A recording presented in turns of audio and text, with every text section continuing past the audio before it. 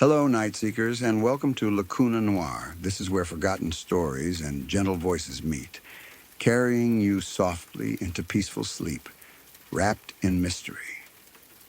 Before tonight's stories begin, I'd love to know, where in the world are you listening from? Drop a comment below and let me know. And a little note before we begin. You may notice a few brief ads in the first 10 minutes, but after that, the rest of the video is completely ad-free. Just you, the silence, and the stories. So settle in, get comfortable, and let the night carry you.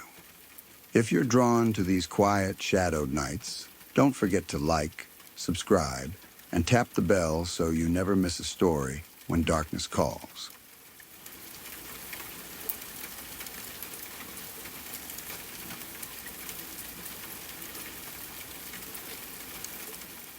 I had spent 28 years working inside prisons by the time I accepted what would become my final assignment. Most of those prisons held murderers, violent offenders, and men who had done things that ordinary people would struggle to imagine. After that many years, I thought I had seen everything. Some prisoners acted without thinking. Others were patient and frighteningly clever. I had dealt with both kinds. I had received death threats, discovered contraband hidden in food, and responded to fake medical emergencies designed to pull officers into cells. I had watched prisoners pretend to be weak or sick for weeks, only to suddenly attack the moment someone got too close. Very little surprised me anymore. That was probably why I had developed a reputation for being steady. I didn't panic easily, and I didn't let prisoners get inside my head. Younger officers sometimes asked how I stayed so calm around dangerous men. My answer was always simple. Experience, after enough years, you learn that almost every trick has been tried before. So when I was offered a new assignment, I wasn't nervous. The position paid better than my previous one, but the money wasn't what interested me. It was the prisoner I would be supervising. I'll call him John. I had heard John's real name years before anyone asked me to work around him. Almost everyone in corrections had. He was the kind of serial killer people would eventually make documentaries about. His crimes had terrified people for years, and investigators had struggled to catch him. John wasn't simply violent. He was intelligent, dangerously intelligent. He had stayed ahead of police for years. Investigators would think they were getting close, only to discover they had followed another dead end. Eventually, an entire task force focused on him, and after years of work, one detective finally discovered a tiny mistake John had made. That mistake was enough. He was arrested, convicted, and sent to prison. But prison didn't make him less dangerous. John had been held under different names in several institutions around the country. He had killed prison employees in more than one incident. He had manipulated officers into giving him access to restricted areas. He had also created weapons and tools from objects that no reasonable person would have considered useful. His file described him as exceptionally intelligent and highly skilled. One psychologist had written that John possessed an unusual ability to recognize patterns in institutional behavior. I understood what that meant. John watched people. He watched routines. He noticed the little things everyone else ignored, and then he used them. Still, instead of frightening me, his reputation made me curious. I'd spent nearly 3 decades dealing with some of the worst people society had produced. I knew the usual tricks. I knew how prisoners tested officers, how they searched for weaknesses, and how they slowly pushed boundaries. I wanted to see what John could do that I hadn't already seen. He's been stable, the deputy warden told me as I finished reading the file. Hasn't caused any problems for several months. And before that, I asked.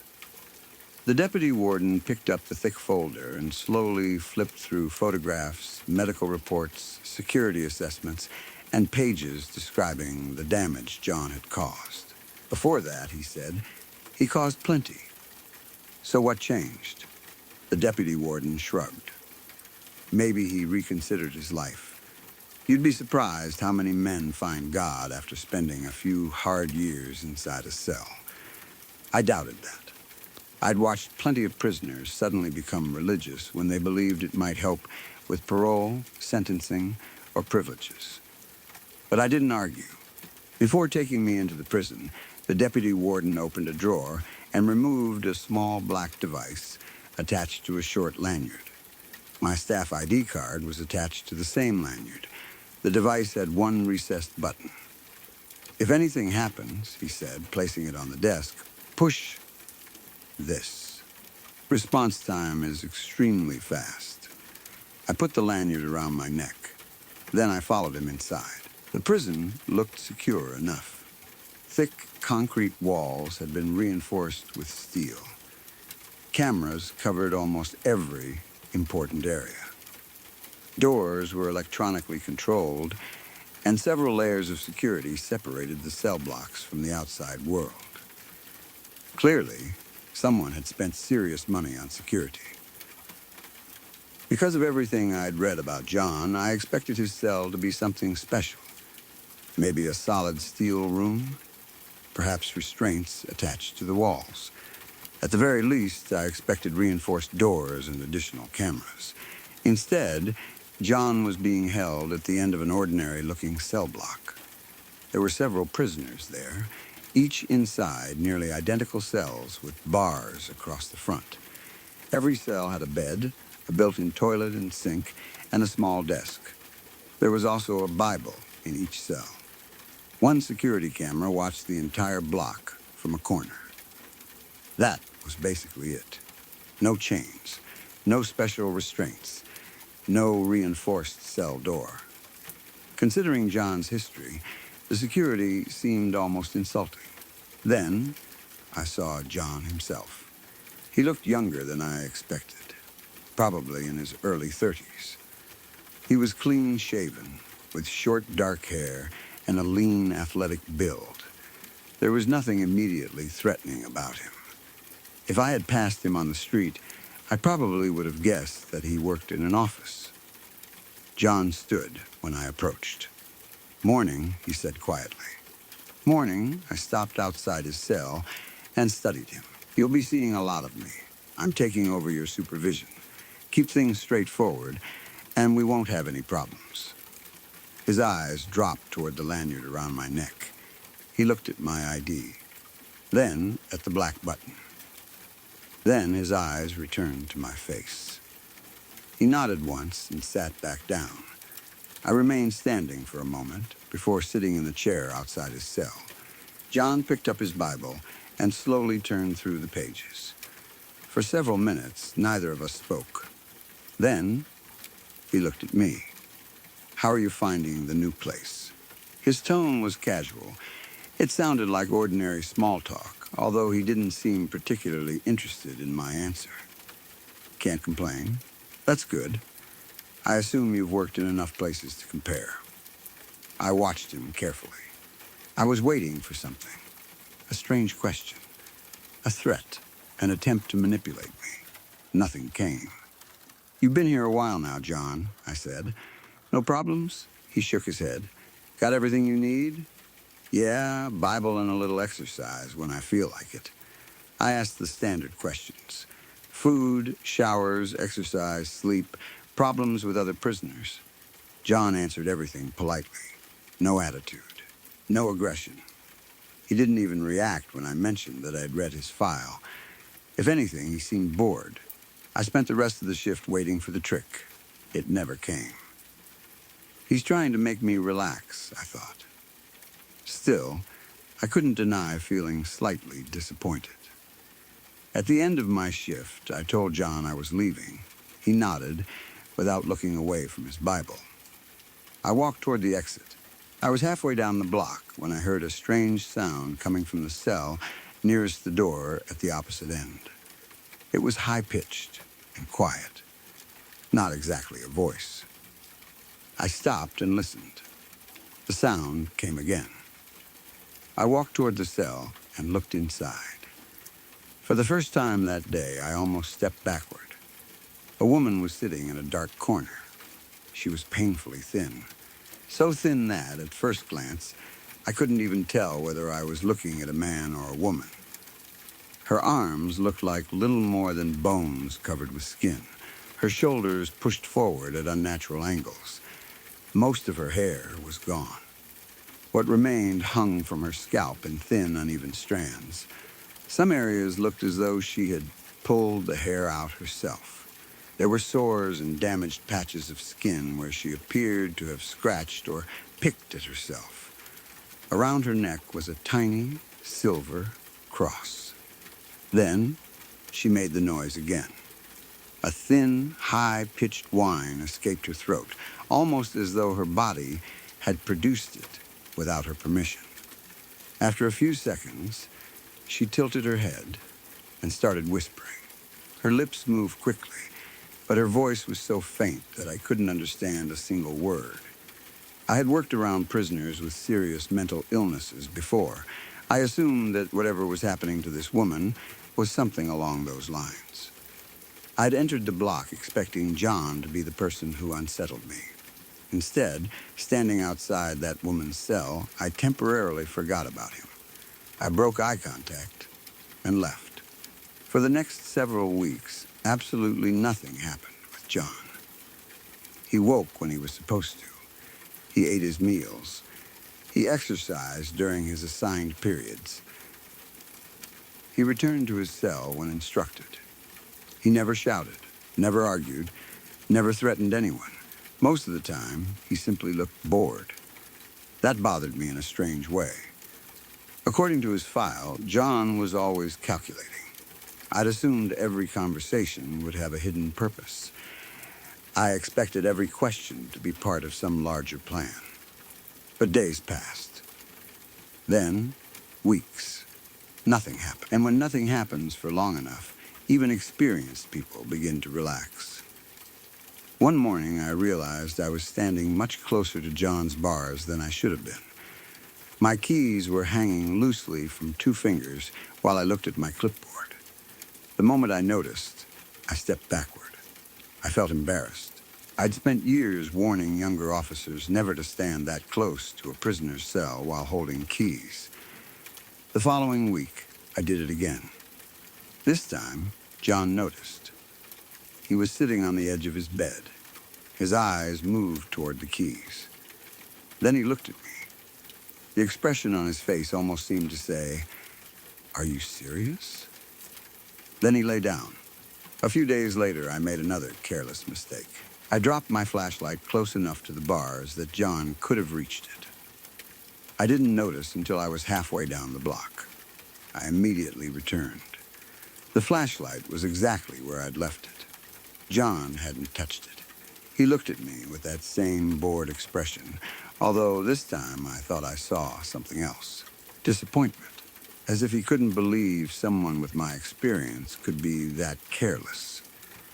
Eventually, I started wondering whether the John described in the file and the John sitting in front of me were really the same person. I wasn't foolish enough to believe he had suddenly become harmless. Maybe he was simply tired. The woman at the other end of the block remained much harder to understand. Sometimes she stood at the bars and stared at everyone who entered. Other times, she sat on the floor with her knees pulled against her chest, gently rocking backward and forward. Sometimes she cried. It wasn't normal crying. There would be one broken sound, followed by a long silence, then another. Eventually, like many unpleasant things inside prisons, I got used to it. One afternoon, after talking to John had started to feel completely normal, I nodded toward her cell. "She been here long?" John looked toward the woman and exhaled. "Yeah, don't mind her. She does that all day. Sometimes all night, too, when everyone is trying to sleep." He sounded annoyed more than concerned. "Does she ever talk?" "Not that I've heard." I accepted his answer. I assumed that if she was locked inside a place like this, she must have done something to deserve being there. A few mornings later, I arrived late. I'd spent longer than expected finishing paperwork before my shift. One form required the long identification number printed on my staff badge. I removed the lanyard from my neck. The emergency button came off with it. I copied the number, stuffed the lanyard and button into my trouser pocket, and hurried toward the block. By the time I reached John's section, I'd forgotten that the button wasn't around my neck. John sat on the edge of his bed. His Bible rested beside him. Morning. I closed the security door behind me and began my usual checks. We exchanged a few ordinary words. John said he'd slept well enough. Then I turned away to check something on my clipboard. Behind me, I heard a metallic click. I turned. John's cell was empty. The door was open. Before I could properly understand what I was seeing, an arm wrapped around my neck from behind. John locked me into a chokehold. Strangely, I didn't panic. Part of me had been waiting for this since my first day. Finally, I thought. There he is, the real John. Training took over. I tucked my chin toward my chest, grabbed his arm with both hands, and tried to turn into him while relieving the pressure on my neck. I'd practiced escaping holds like this countless times. I managed to force 2 fingers between his forearm and my throat. For a moment, I thought I had him. I even thought I might escape without using the emergency button. Then, John adjusted his grip. Effortlessly, he shifted his arm and drove his forearm against my neck with frightening precision. I tried dropping my weight and driving backward. He anticipated it. His position barely changed. My legs started becoming weak. That was when I understood something important. This wasn't an ordinary prisoner attacking an officer. John knew exactly what he was doing. My vision started narrowing. I reached toward my chest for the emergency button. My hand found nothing. For one confused second, I couldn't understand. Then I remembered. My pocket. I had put the button there with my ID. I reached down, but my fingers were already losing strength. I could feel the device against my leg. I couldn't grip it. My hand clawed desperately inside the pocket. Finally, my fingers closed around the button. I pressed it. Nothing happened. There was no alarm, no flashing light, no siren. Then I heard boots pounding through the corridor. The door opened. Around 10 guards rushed into the block almost simultaneously. The moment they appeared, John's arm released my neck. I fell forward, coughing violently and dragging air into my lungs. I moved away from him. More than anything, I was angry with myself. I was already replaying the attack, thinking about what I could have done differently. I expected the guards to rush past me and grab John.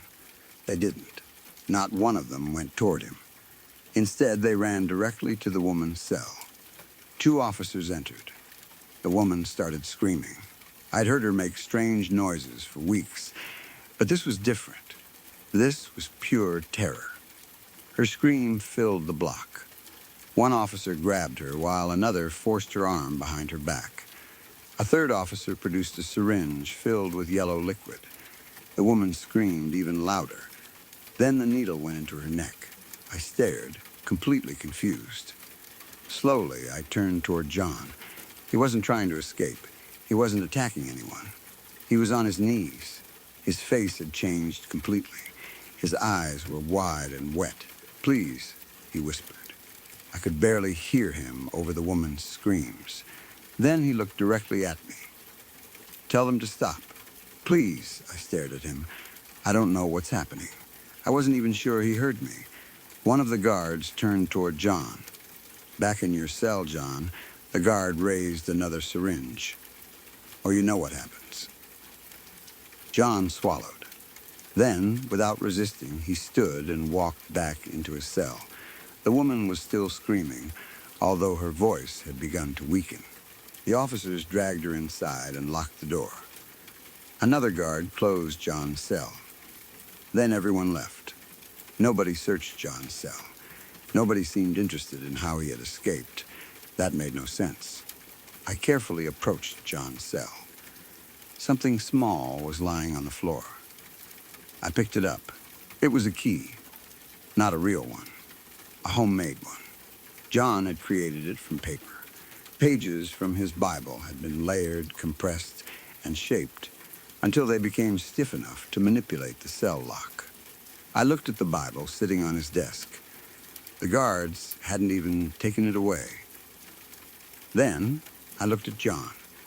His eyes moved toward the emergency button in my hand. For the first time since I'd started working there, I hadn't been wearing it around my neck. It had been hidden in my pocket. John must have believed I'd forgotten it completely. He looked at me, and for the first time, I saw something in his expression that I hadn't expected. Betrayal. I returned the next morning. I hadn't slept much. Part of me didn't want to go back, but I knew avoiding the place would only make things worse. John was sitting exactly where I'd left him. The Bible rested beside him. "Morning," he said. Morning, I stood outside the bars. There was no anger in his face, no resentment, nothing suggesting that he'd nearly killed me the previous day. "John, can I see the Bible?" "Yeah." He handed it through the bars. I opened it. 2 pages were missing. I looked through the section where they'd been removed. These pages shouldn't be missing. I'm going to have to confiscate this. John shrugged. "I suppose not. Have it." He didn't care. That seemed strange. I turned the Bible over. Then I ran my thumb along the inside of the back cover. Something moved beneath it. I stopped. There was a small flap hidden inside the cover. It wasn't part of the original binding. Someone had carefully created a secret pocket. I slipped my finger underneath it. Inside was a photograph. It was old. The colors had faded, and the edges were worn, as though someone had handled it many times. The picture showed a young man and a woman. I immediately recognized the man. John, he looked at least 10 years younger, but that wasn't what caught my attention. John was smiling. Not politely, not sarcastically. He looked genuinely happy. The woman beside him was healthy and beautiful. Her head rested against his shoulder, and John's arm was around her waist. She was smiling, too. At first, I didn't recognize her. Then, I noticed the necklace. A tiny silver cross. My eyes remained on the photograph. I thought about the skeletal woman sitting at the opposite end of the block. The missing hair, the damaged skin, the frightened eyes, the silver cross around her neck. I looked at John. "You talked like you didn't know her." His expression changed instantly. The bored prisoner disappeared. He looked at me with pure hatred. I wonder why. Neither of us spoke. Then I finally understood why he hadn't cared about losing the Bible. The pages didn't matter anymore. The hidden photograph did. I carefully placed the picture back inside the secret pocket and passed the Bible through the bars. John's body relaxed slightly. He looked away. "She didn't used to look like that," he said quietly. I watched him. "What did they do to her?" He didn't answer. A full minute passed. Then John lay down and turned toward the wall. "I'm tired. Gonna sleep for a bit." That was all he gave me. But it was enough. For the first time since I'd met John, I didn't see the dangerous serial killer from the file, and for the first time, I understood the purpose of the button. It wasn't there to protect me from John. It was there to control him. John returned to his usual behavior after that. I didn't. Once I'd seen the photograph, I couldn't stop thinking about the woman. At the end of my final shift that week, I started searching through the prison records. Every prisoner leaves paperwork behind. Arrest records, court documents, sentencing information, medical records, transfer paperwork. Even someone who has spent decades behind bars leaves a mountain of documents. I searched for hers. There was almost nothing. She had a prisoner number. She had a name. There were recent entries connected to her. But there was no sentencing record, no conviction, no court order explaining why she was there. I assumed I'd missed something. So I kept searching. Eventually, I found her name. But not where it should have been. I was looking at a visitor log. She had visited John at his previous prison. More than once. Then I reached the final entry.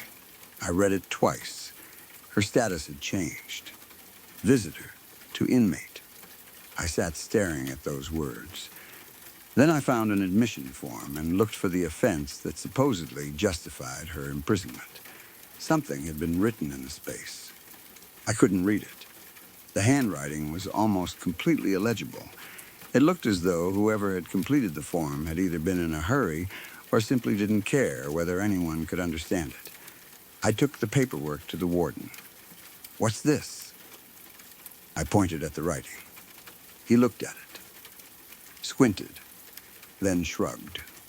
"No idea. How do you expect me to read that?" She was John's visitor. The warden barely reacted. "Oh, was she? Well, birds of a feather." Then he walked away toward his office. I remained there holding the papers. That was the moment everything became clear. There wasn't some hidden conviction I hadn't found. There wasn't a court record buried in another file. There wasn't a legitimate reason for her to be inside that cell. As far as I could tell, the woman had done nothing.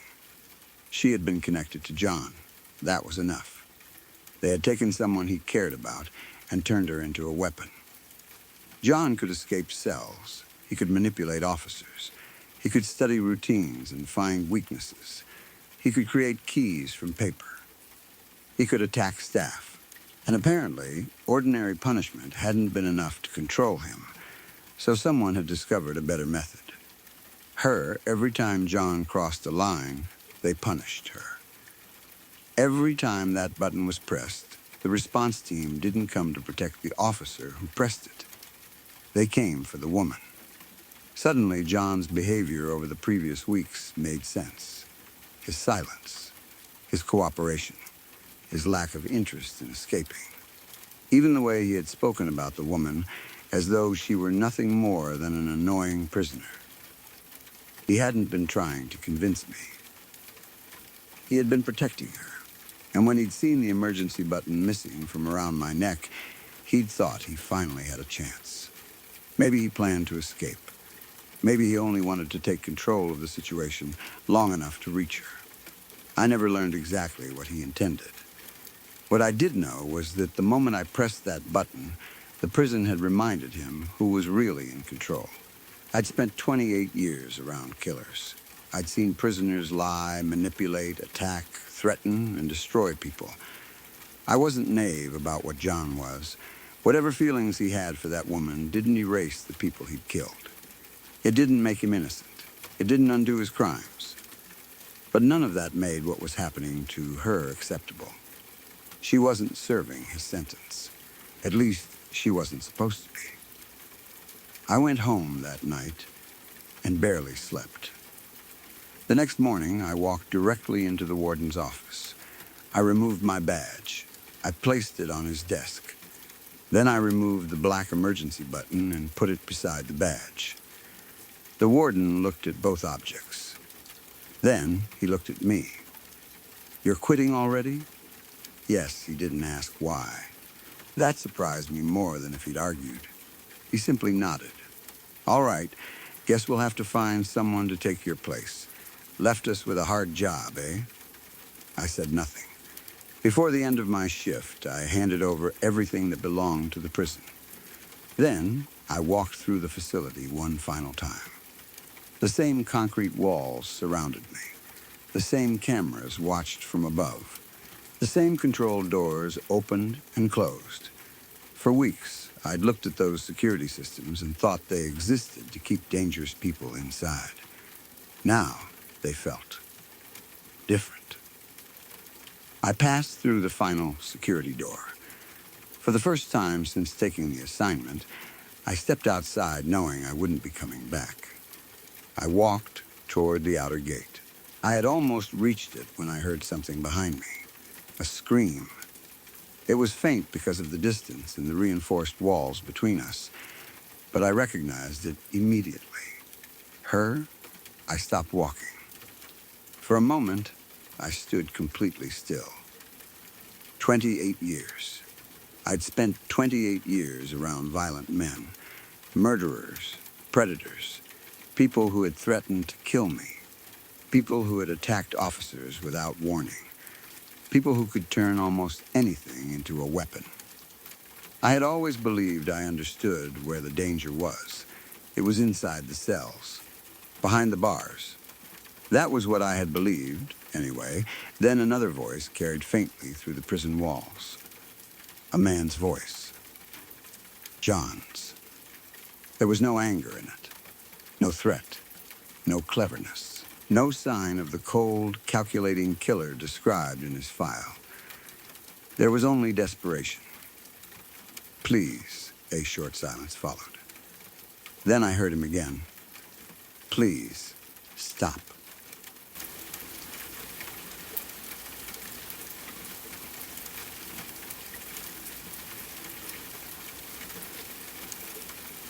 When I was younger, I wasn't afraid of much. Back then, I loved going camping in places where there was almost nothing around.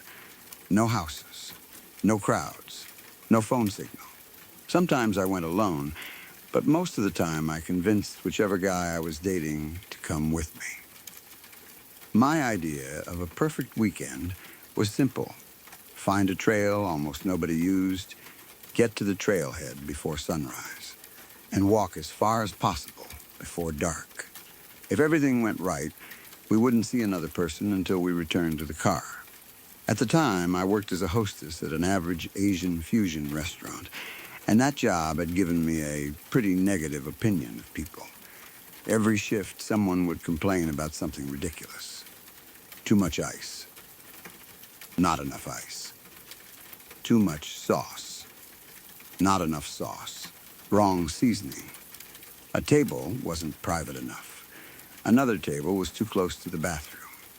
Men hit on me constantly. Customers talked down to me. People accused me of mistakes I hadn't made. By Friday night, I usually wanted nothing more than to disappear somewhere nobody could find me. A weekend without strangers felt like heaven. The guy I was dating then was Caleb. He was a few years older than me and had a degree in computer science. He worked for a game company writing code, but he wasn't the type of person you'd imagine when you heard software developer. If you'd met him without knowing anything else, you might have guessed he was a bartender at some little neighborhood bar. He had a collection of vinyl records that took up half a wall in his apartment. He had around a dozen tattoos. He had a tongue piercing. He wore old jackets that probably cost more than new ones and knew far too much about coffee. But beneath all that, he loved getting away from the city just as much as I did. During the week, Caleb sometimes worked 12-hour days. Then on Friday night, he'd show up at my place with his hiking bag perfectly packed and ready to disappear into the wilderness for 2 or 3 days. That made him almost perfect for me. After we'd been dating for about a year, we'd already visited most of the good camping areas near home more than once. Then we got a 4-day weekend. We decided to drive east into Utah. It was January, so we wanted somewhere warmer than the mountains. I'd found information online about a huge desert basin near the state border. The pictures looked unreal. Miles and miles of almost perfectly flat land, cracked into pale red and white shapes by old water and heat. There were no real trails because there wasn't much to walk around. You could simply choose a direction and keep going. During summer, the place sounded miserable. No shade, almost no water. Heat bouncing off the ground. But winter was supposed to be the perfect time. And the thing that interested me most was the isolation. Some people who had camped there said they'd gone several days without seeing anyone else. At night, with no cities nearby, the stars were supposed to be incredible. That was enough for me. The drive took most of the day. By the time we crossed into Utah, it was much warmer than I'd expected. Caleb's car was decent, but the air conditioner had stopped working months earlier. He hadn't bothered repairing it because it was the middle of winter. Unfortunately, the desert didn't care what month it was. We drove with the windows cracked while warm air blew through the car. Still, I was happy. Caleb had made a playlist for the drive. Not just songs he liked, songs I liked. Some of them were so obscure that I didn't remember ever telling him about them. At one point, an old surf rock song came on. I looked at him. "How did you know I liked this?" "You told me." "When?" "Third date." I laughed. "No way." "Yeah, we were at Lucia's. You were eating that caprese salad." I stared at him. "You remember that?" "You hated it." "I did not hate it." "You said it was overly wet." I started laughing. "That sounds like something I'd say." "It is exactly what you said. You have a huge brain, you know that?" "I've been told. You shouldn't waste it remembering my opinions about salads." Caleb gave me a small smile. It's difficult to imagine information more important than your salad opinions. I rolled my eyes, but I liked hearing it. If someone had asked me back then how I felt about Caleb, I probably would have said he was one of the only people on Earth who didn't annoy me. Coming from me, that was basically a declaration of love. We eventually left the highway. Then we took smaller roads, then dirt roads. Finally, we reached a raised overlook beside what looked like an endless, flat desert. We parked.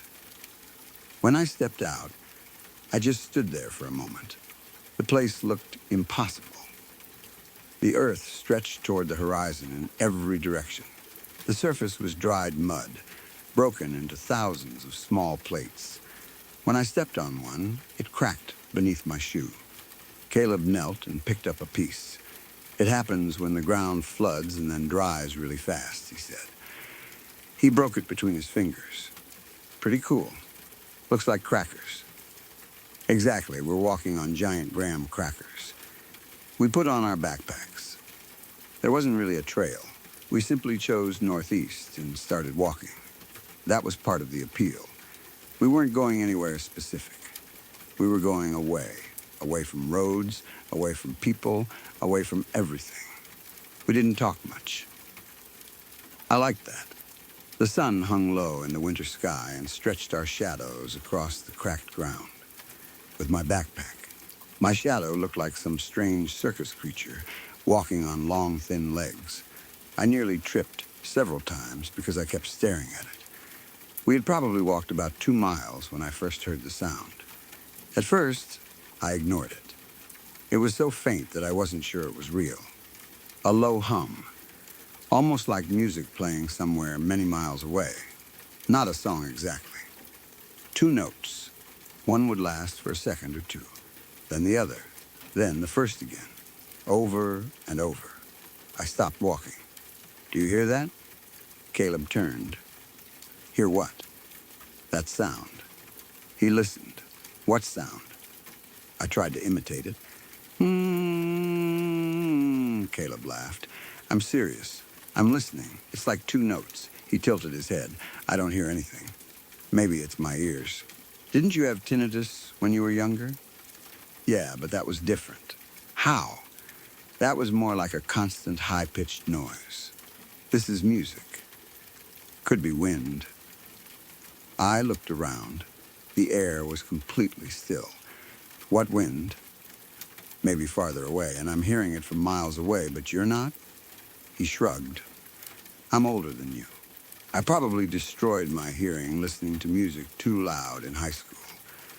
Then he stopped and took my hand. "If it's bothering you, we can go back." I looked toward the distant desert. "We just got here. There was that motel we passed, the terrible one. It had a hot tub. It probably has diseases. Free HBO." That almost made me laugh. No, I'm fine. The truth was, the sound wasn't bothering me anymore. Actually, I was starting to like it. The farther we walked, the flatter everything became. The mountain slowly sank behind the horizon until it felt like we were standing on a perfectly smooth planet. No trees, no buildings, no power lines, nothing. Exactly what I had wanted. Caleb tried to keep holding my hand. For some reason, I pulled mine away. I don't know why. He hadn't done anything wrong. But suddenly, his presence irritated me. For one brief moment, I wished I'd come alone. Not because of something he had said or done, simply because he was there. We continued. Another mile. Then, another. The sun dropped lower. The shadows grew longer. And the music became louder. I still couldn't believe Caleb couldn't hear it. Without thinking about it, I started walking in time with the notes. Step, step, step, step. The brittle ground cracked beneath my shoes. The sound fit perfectly into the rhythm. When I was a kid, I had taken piano lessons. I wasn't good. What I remembered more than the piano itself was the metronome. Tick, tick, tick, tick. Sometimes I would stop practicing and just watch it move. Back and forth. Back and forth. I could lose several minutes that way. Walking across that desert, I suddenly felt like that little girl again. 8 years old, following the rhythm. As the sky turned orange, I noticed movement near my feet. Tiny black dots.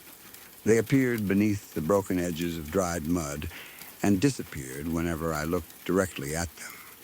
I slowed down. Maybe they were insects, maybe shadows, maybe little spots floating in my vision. The music was definitely louder now. You really don't hear it? I asked. Caleb didn't answer. I looked at him. Caleb? Nothing, Caleb. Still nothing. Caleb. He suddenly looked at me like he'd been asleep. Sorry, what were you doing? Thinking about what? He looked away. Stuff. I pointed toward the ground. Did you see anything moving? What? Little black things. Like bugs? Maybe. He looked around, then shook his head. No. We kept walking. After a moment, Caleb spoke again. You know what's weird? What? When I looked up pictures of this place, there were plants. What kind? Nothing impressive. Little patches of grass, desert weeds, dead stuff. But there was something. He turned slowly. There was nothing around us. Not even a twig. I don't see anything now. Maybe there was a flood. Could be. You said the ground floods sometimes. Yeah, I looked down again. You seriously didn't see the black things? No, then Caleb smiled slightly. You know, this reminds me of something I read once. What? Locusts, that's comforting. No, seriously, there was some story from around 100 years ago. Huge locust swarms were destroying crops around here. They ate field after field. And? Apparently one swarm ended up somewhere in the desert, maybe a few miles from this area. What happened? They ran out of food. I looked at him. So? People found them later. Dead? All of them. How many? He shrugged. Enough that the bodies were stacked, almost a foot deep in some places. I made a face. That's disgusting. Probably smelled worse. Thank you for improving the story. Caleb looked toward the sky. The sun was almost gone. We should make camp while we can still see. We found a flat spot and put up the tent. Soon, the little camp stove was going. We ate canned chili with goldfish crackers on top because Caleb insisted it improved everything. Then we each took a couple of edibles. The sky darkened. Stars appeared. Thousands of them. Then, millions. I'd never seen the Milky Way that clearly. It spread from one horizon to the other like somebody had spilled white paint across black glass. And the music became beautiful. Not just two notes anymore. At least it didn't feel that way. It seemed huge, layered, like an orchestra, somewhere below the desert. After eating, Caleb and I lay beneath the stars. Eventually, we undressed and had sex. I remember looking past his shoulder at the sky. The stars seemed to pulse with the rhythm. Afterward, Caleb stayed close to me. "I love you," he said. I looked at him. He sounded nervous. "I'm sorry I've been distracted all day. It's okay. I've just been trying to work up the courage." "To do what?" Still naked, he leaned toward the pile of clothes beside us. He searched through his pants, then pulled out a small box. Even with the edible and the music filling my head, I understood what was happening. Caleb was proposing. He opened the box. There was a ring inside. He said something. I didn't hear most of it. The music was too loud. "Well?" he asked. I realized he must have asked the actual question. Yes, the word came out automatically. For some reason, I felt like there was no other answer I could give. Caleb smiled. He put the ring on my finger. I raised my hand toward the sky. The stone caught the starlight, and suddenly a completely different thought entered my head. I could never marry him, not Caleb, not anyone. The idea of sharing a house with another person made me uncomfortable. Even the thought of sleeping beside Caleb in the tent felt unbearable. I wanted space, miles of it. I wanted him gone. "I love you," Caleb said. I kept staring upward. The stars were disappearing. At first, I thought clouds were moving across the sky. "Is it getting cloudy?" Caleb looked up. "What? Look." Some stars vanished, then reappeared, then others disappeared. "Birds?" I asked. "At night?" "I don't know."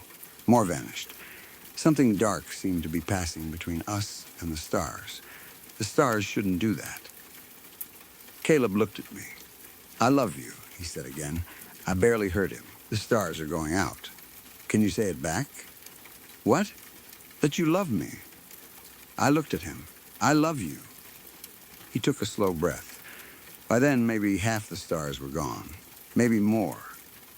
"Okay," he said quietly. "What?" He shook his head. "Nothing. What?" It just didn't sound very sincere. "I'm worried about the sky." He didn't answer. "And the music is really loud now. Forget it." He stood. "I'm tired. We should sleep." We got dressed and crawled inside the tent. Caleb rolled around for a while. I could tell there was something he wanted to say. Eventually, his breathing became slow and steady. He fell asleep. I didn't. I lay awake listening to the music. It continued to grow. Even though the tent was closed, I somehow knew what was happening outside. The stars were disappearing, one by one, then hundreds at a time. I was sure that if I opened the tent, eventually I would see an empty sky. No stars. No moon. Nothing. At some point, I finally fell asleep. When I woke up, Caleb was gone. I lay still for a few seconds. Then I remembered something.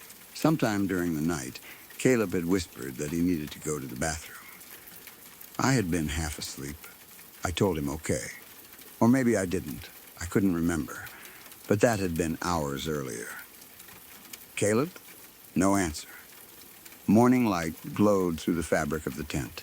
I reached for the zipper, then stopped. The music was gone. That should have made me feel better. It didn't. Something about the silence outside felt wrong. I imagined opening the tent and seeing something impossible. A different world. Hell, dead people standing in boiling water. Something waiting beside the tent. I forced myself to stop. Caleb was probably outside making coffee. Maybe he'd planned some stupid surprise breakfast. He was like that. Maybe he'd hidden croissants in his backpack. I opened the tent. Nothing. No Caleb. No stove, no breakfast, just flat red-white earth extending forever. "Caleb?" Silence. I stepped outside. "Caleb?" Nothing. My voice seemed to disappear almost immediately. Then I saw the footprints. Our tracks from yesterday were still visible leading back toward the car, but another line of footprints went in the opposite direction. One person. Caleb. I followed them. At first, I tried stepping inside each footprint. His stride was longer than mine, but I turned it into a little game. Then the gaps started getting wider. The prints became deeper. I stopped. He had been running. My heart started beating faster. Caleb. Nothing. I followed faster. The desert swallowed every sound. Eventually, the footprints simply stopped. I stared. That couldn't happen. There was nowhere for him to go. No rocks, no plants, no road, nothing. The ground stretched smoothly in every direction. Yet his tracks ended. One footprint. Then empty desert. It looked as though something had lifted him straight into the air. I turned around. Something hard shifted beneath my shoe. Not clay. Metal, I knelt. I brushed away the dust. A tiny metal rod lay on the ground, less than an inch long. I picked it up. For several seconds, I didn't understand what I was looking at. Then I did. Caleb's tongue ring. I dropped it. I screamed. Then immediately felt guilty, as if I'd thrown part of his body away. I picked it up again. The clasp was still closed. I tried twisting it. It didn't move easily. Caleb hadn't removed it. Somehow it had come out of his tongue while still fastened. There was no blood. Nothing else. I searched the dirt around me. A button. A piece of clothing. Blood, bone, anything, nothing. The tongue ring looked perfectly clean. The wind suddenly started. Dust twisted across the flat ground. Then the wind stopped again.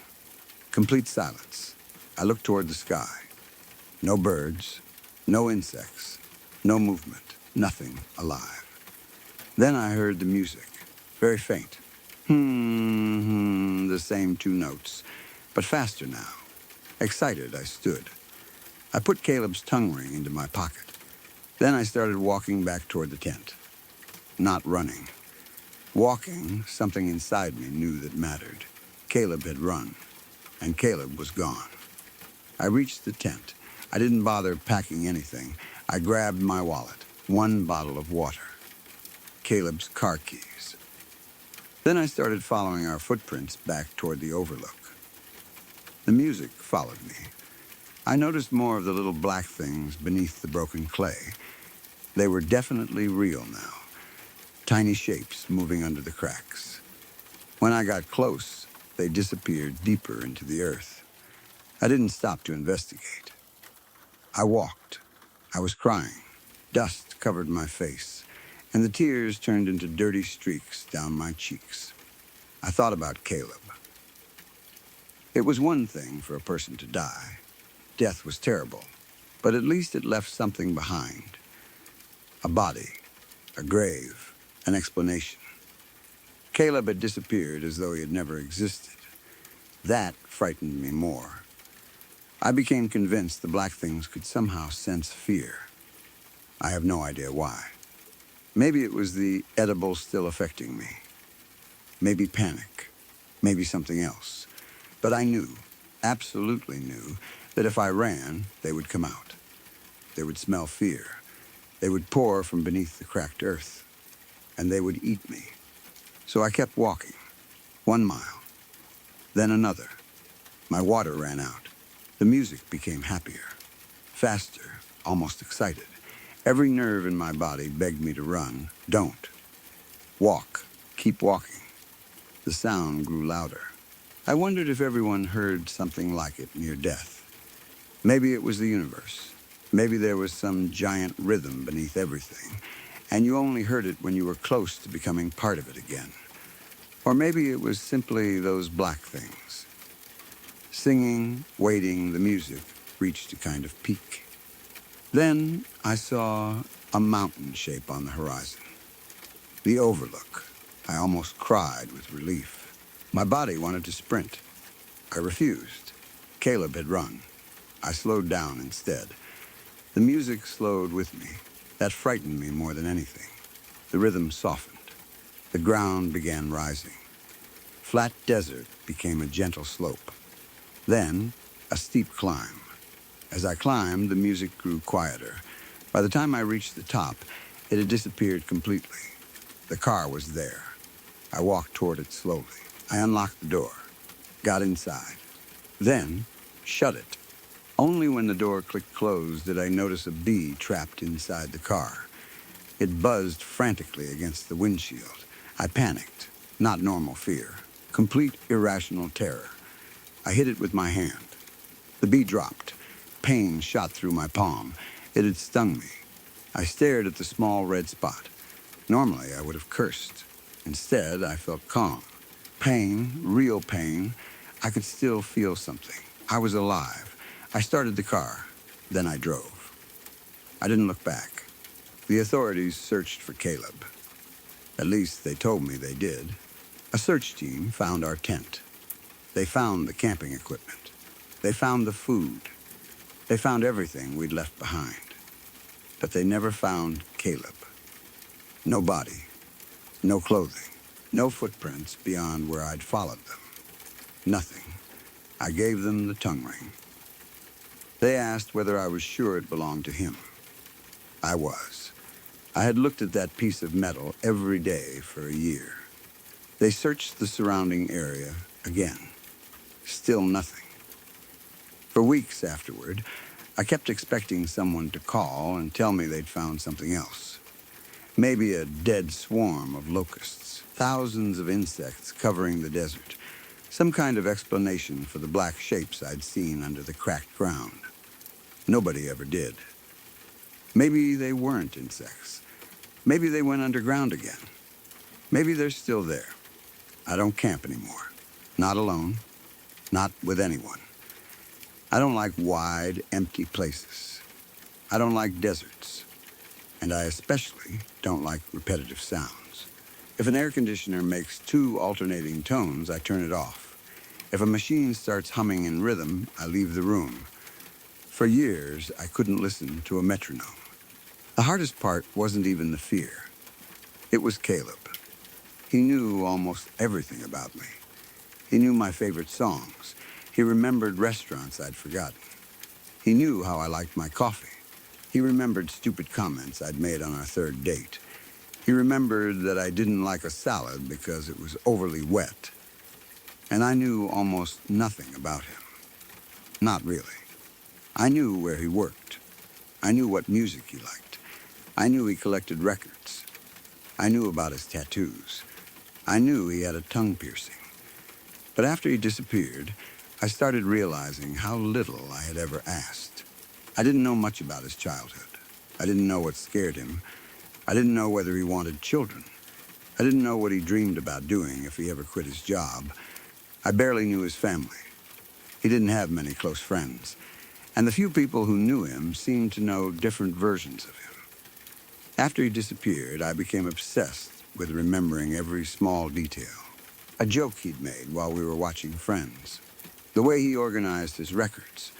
The advice he once gave me about shaving after he noticed razor burn on my leg. The exact way he smiled when he was trying not to laugh. The sound of his voice saying that my opinions about salad were important.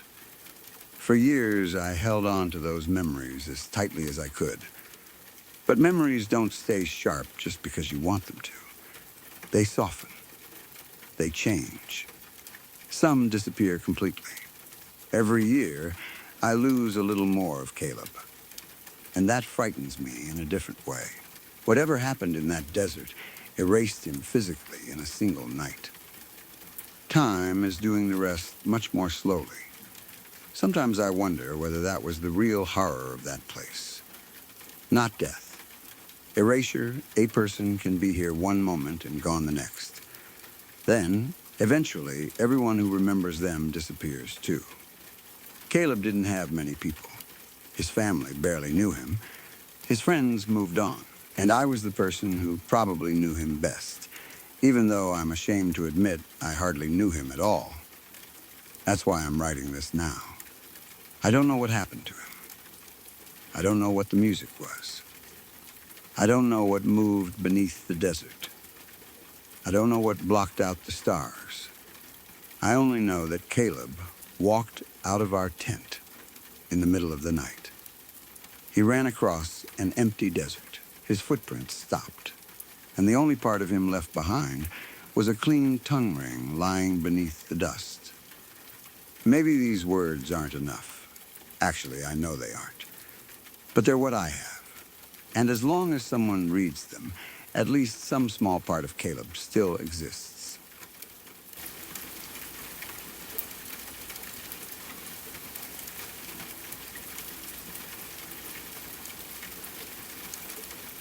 Sorry to pause for just a moment.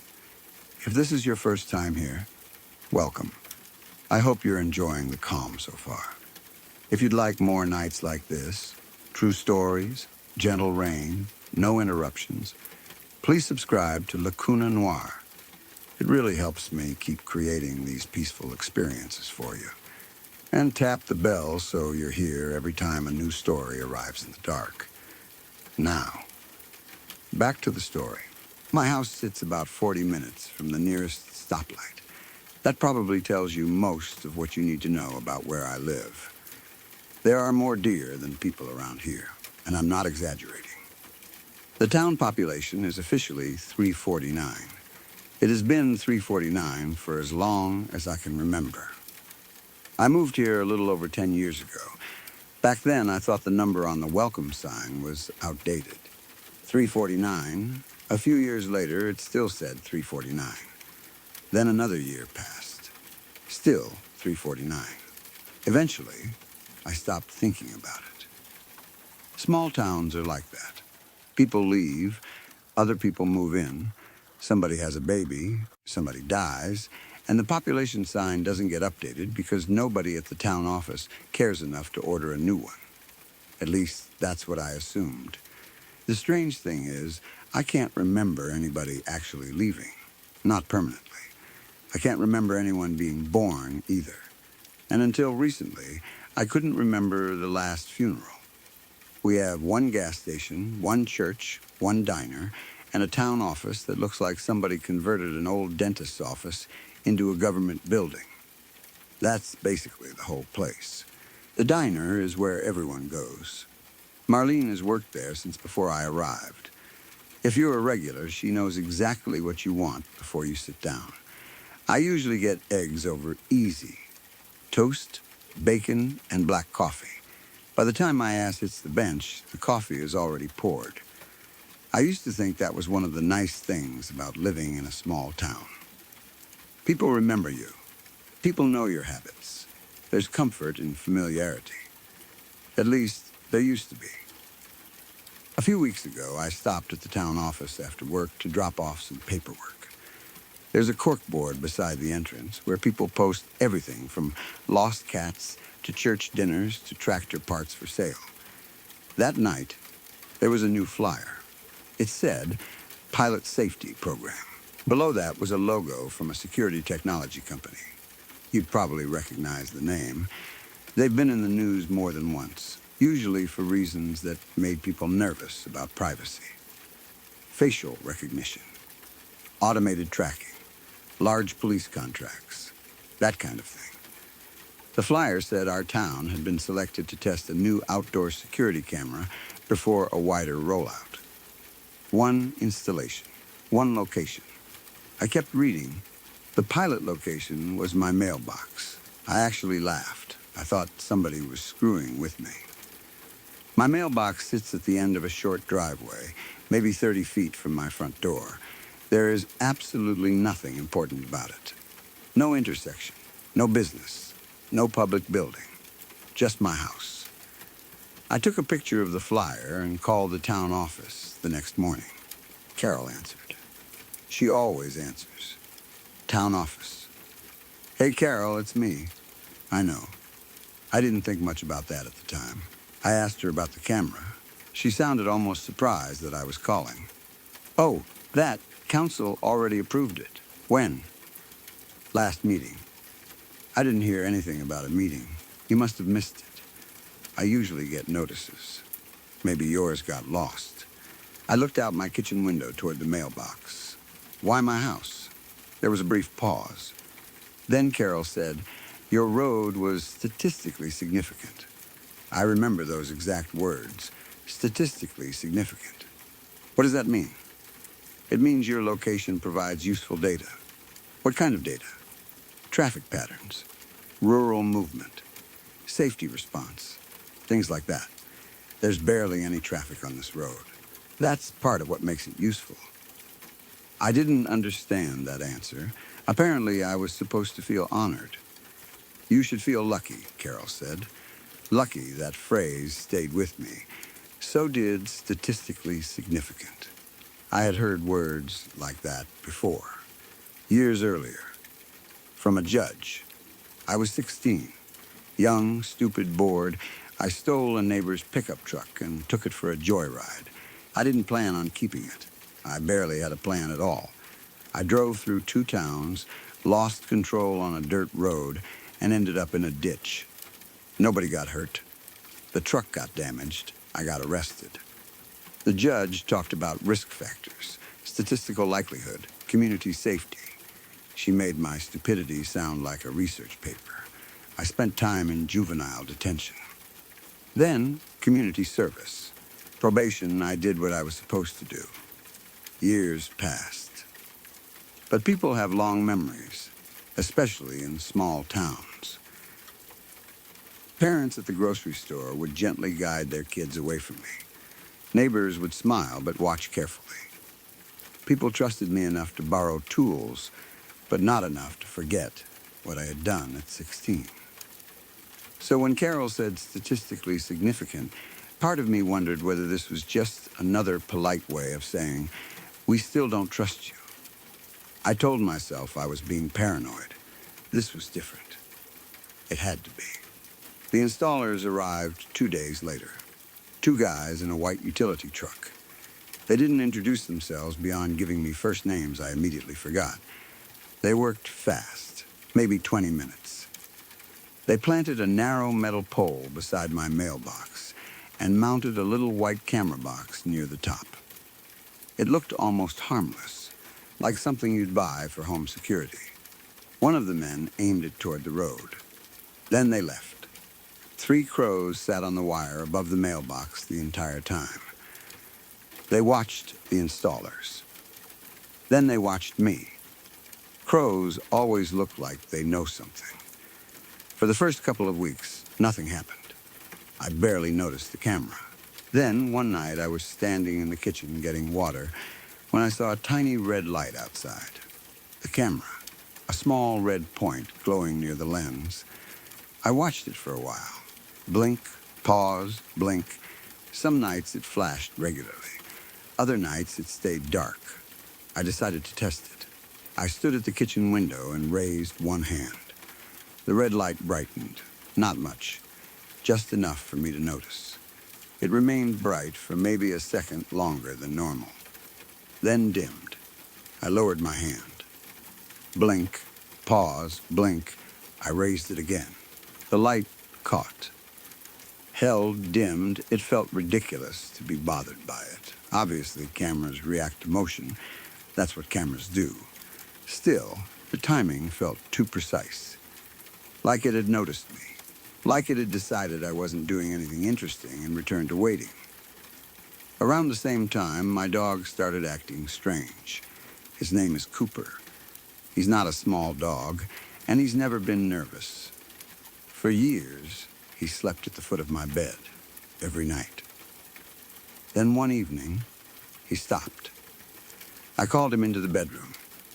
He came to the doorway. Then refused to enter. I laughed and told him to stop being stupid. He backed into the hallway. Eventually, he lay down there, facing the length of the house. Watching, the next night, same thing. Then again, after a few days, I stopped trying to bring him into the bedroom. He slept in the hallway like a guard dog protecting me from something I couldn't see. Then I noticed the camera had moved. At first, I thought I was imagining it. It had originally faced the road, slightly angled toward the east where cars came around the bend. Now it seemed to point a little more toward the house. I went outside and stood beneath it. Maybe the wind had shifted the mount. There hadn't been much wind. I took a picture. The next morning, I checked again. Another tiny change. Not much. A degree, maybe. I took another picture. 3 days later, I compared them. The camera was absolutely moving, slowly, patiently, 1 inch at a time, away from the road, toward my front door, then toward the side of the house, toward my bedroom window. That finally got under my skin. I stopped at the gas station on my way home and mentioned it to Ellis. Ellis owned the place, or managed it. Honestly, I never knew which. He'd been behind that same counter for as long as I'd lived in town.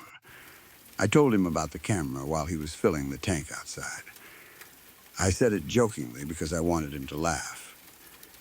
Things starting to follow me, I said. Give it another week and it'll be looking through my shower window. Ellis went still. He didn't laugh. He didn't even look up from the pump. He said, careful saying things like that. I waited. He finished pumping. Why? People might think you're the type to make trouble. His voice was light enough that it could have been a joke. But his face wasn't. People already think that, I said. Usually, that would have gotten something from him. Nothing, he replaced the pump. Drive safe. I went home feeling uncomfortable. I hadn't even taken my shoes off when my phone buzzed. Unknown number. The message said, he stopped sleeping at the foot of your bed. I read it once. Then again. Then maybe 10 more times. My stomach went cold.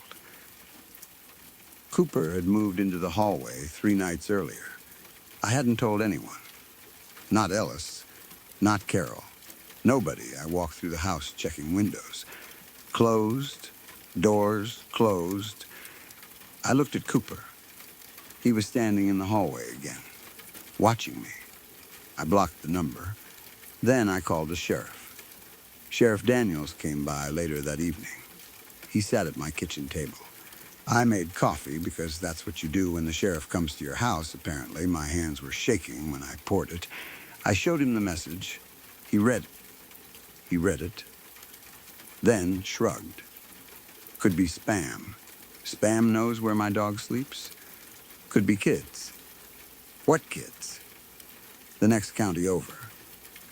Why would kids from another county know my dog moved from the bedroom? He took a sip. Maybe somebody saw through a window. That's supposed to make me feel better? He sighed.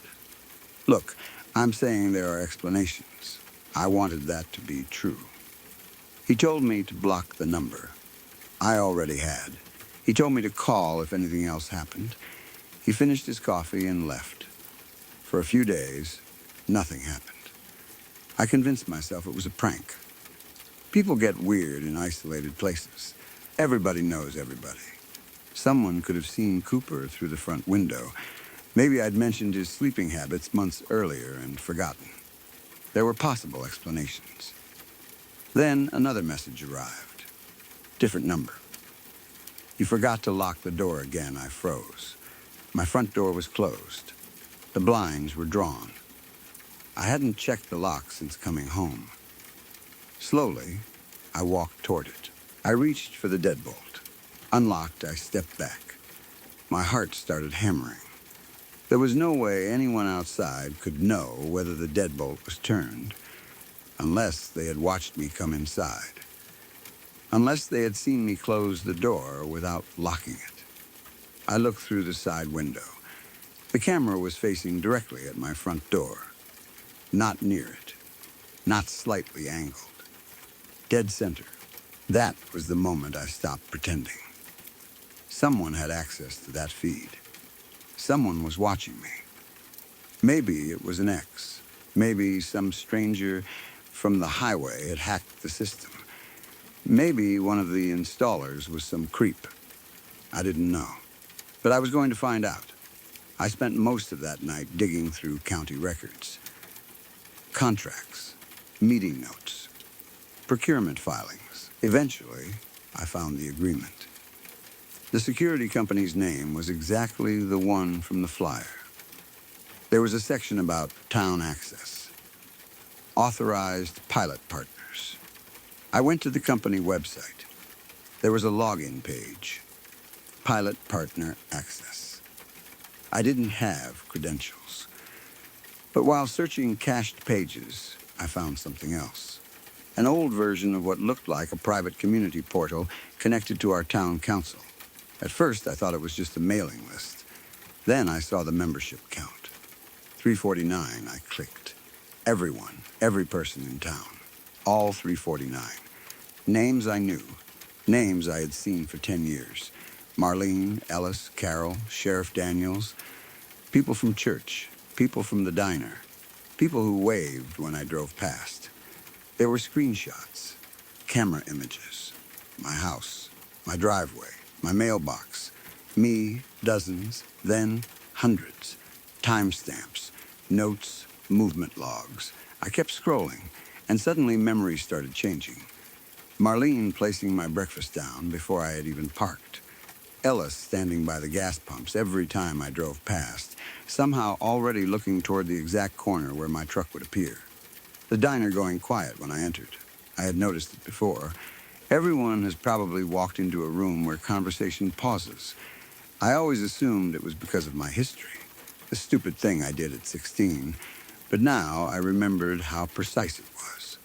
Door opens. Forks stop. Conversations stop. People look. Then I sit down. Everything resumes. It wasn't judgment. It was observation. I had spent 10 years thinking I lived in a small town where everyone knew everyone. That wasn't true. I lived in a town where everyone knew me. There's a difference. I grabbed my keys. Wallet, phone, a few clothes. Cooper, I didn't pack properly. I didn't care. I put Cooper in the passenger seat and started the car.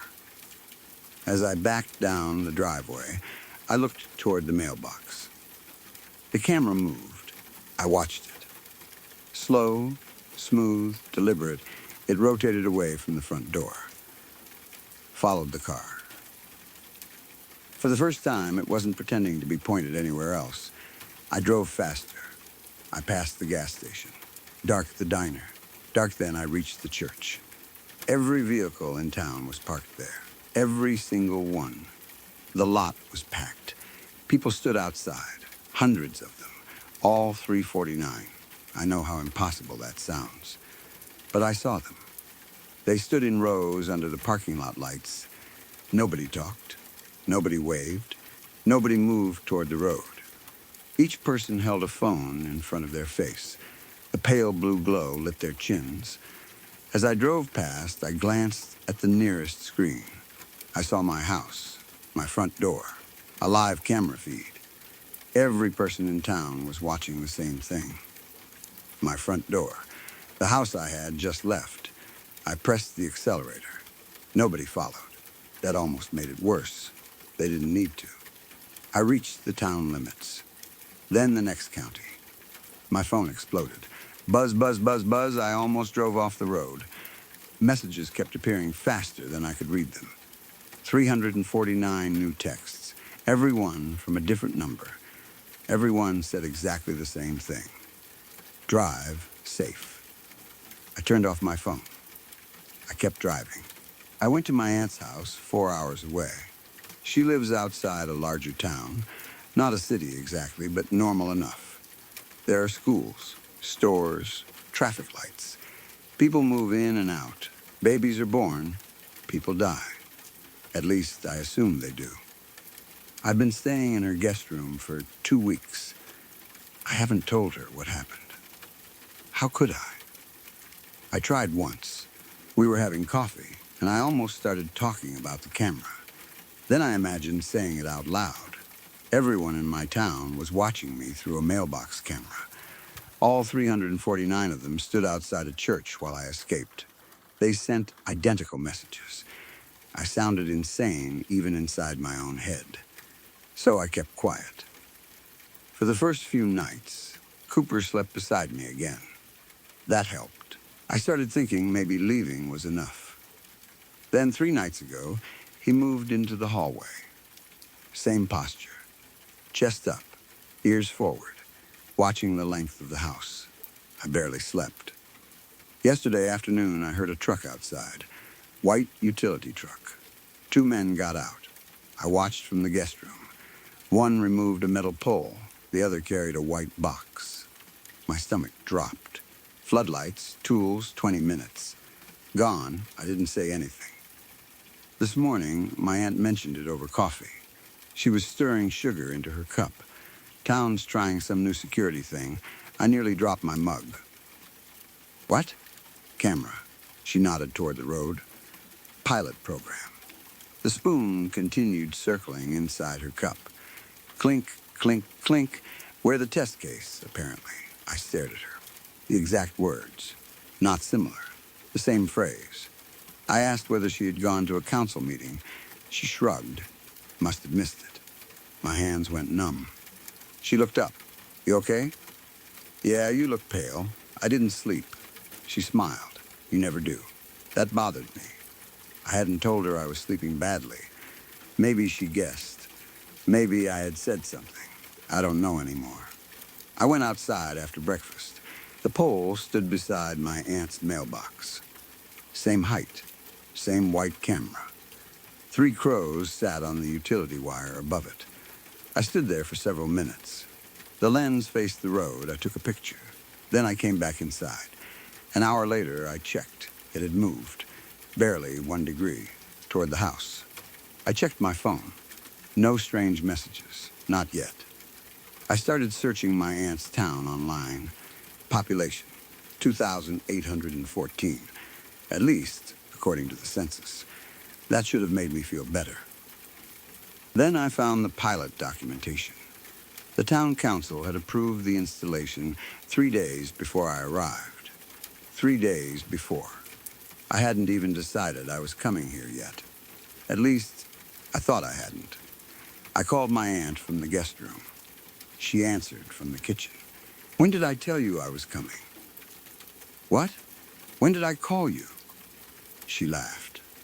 You just showed up. No, I called first. No, honey. Yes, I did. You texted after. You were already on the highway. I searched my messages. She was right. I had sent, can I stay with you for a while? The timestamp showed I was already 2 hours away from my old town. The pilot had been approved days earlier, before anyone should have known I was coming. I suddenly remembered Carol's words. Statistically significant. I don't think they chose my mailbox because of the road. I don't think the camera created anything. It only made visible something that had already existed. The town had been watching long before the pole appeared. Maybe the technology just made it easier. Maybe the company wasn't testing the camera. Maybe they were testing me. I keep thinking about the population. 349, 10 years. Nobody leaves. Nobody is born. Nobody dies. What kind of town stays exactly the same size for a decade? I started looking up names, people I remembered from when I first moved there. Every one of them is still listed. Same addresses, same phone numbers. Even people who looked 70 when I arrived are still there. I found an old newspaper photo from 14 years ago. Town picnic. Marlene is in it. Ellis, too. Carol, Sheriff Daniels. They look exactly the same. Not younger, exactly the same. Then I found an older photo, 26 years. Same diner, same church fundraiser. Marlene is standing in the background. Same face, same hair. I closed the laptop. Maybe that's why nobody leaves. Maybe population 349 isn't information. Maybe it's a rule, and now I've left. Maybe that created a vacancy. Or maybe wherever I go becomes part of the same place. The more I think about it, the more little things stop making sense. Why did Marlene always know my order? Not just what I liked, when I was coming. Why was Ellis always outside when I drove past? Why did the sheriff dismiss the messages so quickly? Why did Carol know it was me before I said my name? Maybe the camera wasn't installed so they could start watching. Maybe they installed it because I had finally noticed. I checked the community portal again tonight. I hadn't opened it since leaving. The old cached page is different now. Member count 350. I refreshed it. 350, there is a new profile. My aunt. No photo, just her name. Underneath it, pilot partner. I walked into the kitchen. She wasn't there. Her coffee cup was still on the table. The spoon inside. I called her name. No answer. Cooper stood in the hallway, not looking toward the kitchen, looking toward the guest room, toward the window. The little red light outside had turned on. Blink, pause, blink, I went closer. The camera had rotated completely away from the road. It's facing the guest room now, facing me. I raised my hand. The red light brightened, held, then dimmed again. My phone buzzed. Unknown number. I didn't want to look. I looked anyway. We were worried you might leave again. I blocked it. Another message arrived immediately from a different number. You always do that another. Blocking doesn't help another. Cooper growled. Low, I turned. He wasn't looking outside. He was looking behind me, at my aunt. She stood in the hallway. I hadn't heard her come back. She was smiling. You hungry? She asked. I stared at her. What? I was thinking breakfast for dinner. Where were you? Outside, I called you. Did you? She walked past me into the kitchen. Cooper backed away from her. She opened the refrigerator. You should eat. My phone buzzed. A new text, 350 messages, all arriving at once. Drive safe. Then another. Different, this one said. You can never leave a flock. I looked through the window. There are crows on the wire. I counted them. 3, then 4. 7, 12, more keep landing. The wire is beginning to sag beneath them. My aunt is humming in the kitchen. The same tune Marlene always hummed when she poured coffee. I never noticed that before. Maybe it doesn't mean anything. Maybe none of this does. But Cooper won't stop growling. And the little red camera light has stopped blinking. It's just glowing steadily now. Watching, my aunt just called from the kitchen. She said my eggs are ready. I never told her how I take them. Over easy. Toast, bacon, black coffee. Exactly what Marlene always gave me. I asked how she knew. She didn't answer. She just said, come sit down before it gets cold. My phone buzzed again. This message isn't from an unknown number. It's from Carol, the woman at the town office, 4 hours away. She wrote, you should feel lucky. Then another message appeared, statistically significant. I haven't moved. The camera outside just rotated another inch toward the window. I understand something now. The camera doesn't follow the road. It follows me. My town didn't stay at 349 because nobody could leave. People probably tried. Maybe many of them did. But wherever they went, the flock followed. New poles, new cameras, new neighbors, new diners, new familiar faces. A nest doesn't need a permanent location. It only needs something to gather around. And apparently, that's me. I used to think living 40 minutes from the nearest stoplight meant I had found one of the few places left where nobody cared what I did. No crowds, no traffic, no strangers watching from apartment windows. I thought isolation meant privacy. I was wrong. Out there, where there are fewer people, you notice every person. And they notice you. Maybe they noticed me the moment I arrived 10 years ago. Maybe the old truck incident had nothing to do with the way people watched me. Maybe they weren't suspicious. Maybe they were waiting to see whether I would stay, waiting to see whether I would become one of them, waiting to see whether I would ever realize the population never changed. I don't know why I was selected. I don't know what they want. I don't know what happens when the pilot program ends. I don't even know whether the people involved are still people in the way I understand the word. All I know is that my aunt's town had 2,814 residents yesterday. I checked again a few minutes ago. The official website now says 2,855. And the population of my old town? 348. For the first time in at least 10 years, it changed. One person left. Me, I refreshed the page again. 349. A new name appeared in the town directory. I clicked it. My aunt. Her address is listed as my old house.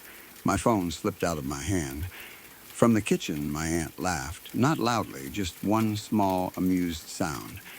Then she said, "Your coffee's getting cold." The camera outside made a tiny mechanical sound. I looked at it. The lens zoomed. I could actually see it move. Then my phone lit up on the floor. One final message. No number, no sender. Just text. Nobody leaves, nobody's born, nobody dies. We relocate. Outside, every crow on the wire turned its head toward my window at the exact same time. My aunt called again. "Come eat." I haven't answered. The red light on the pole is still on. It's facing my window. And for the first time since this started, I can see my own reflection in the dark glass. Behind me, the hallway is full of people. Marlene, Ellis, Carol, Sheriff Daniels. Every face I left 4 hours away. All standing perfectly still. All holding phones. All watching the same live feed. Me, I don't think running again will help. You can leave a town. You can cross county lines. You can drive for hours. But you can never leave a flock. It just moves its nest to wherever you decide to roost next.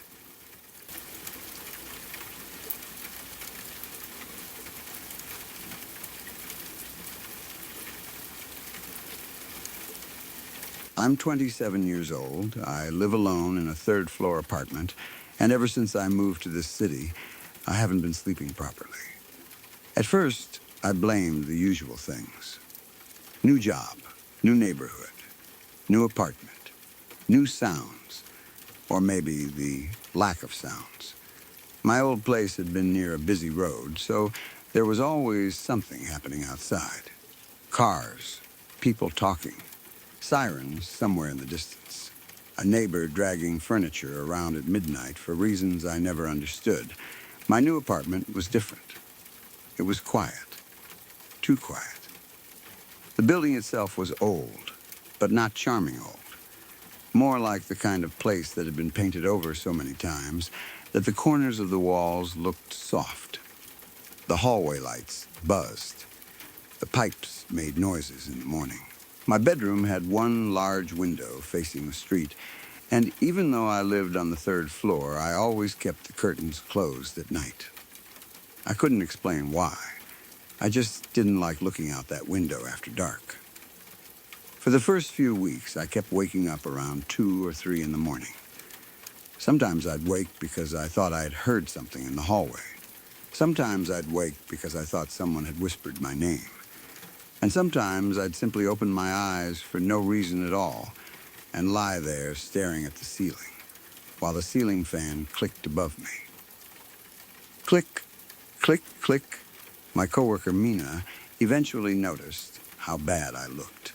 She worked at the desk across from mine and had no problem telling people exactly what she thought. One Friday afternoon, she leaned around the divider between our desks and stared at me for a few seconds. "You look like shit." "Good afternoon to you, too. I'm serious."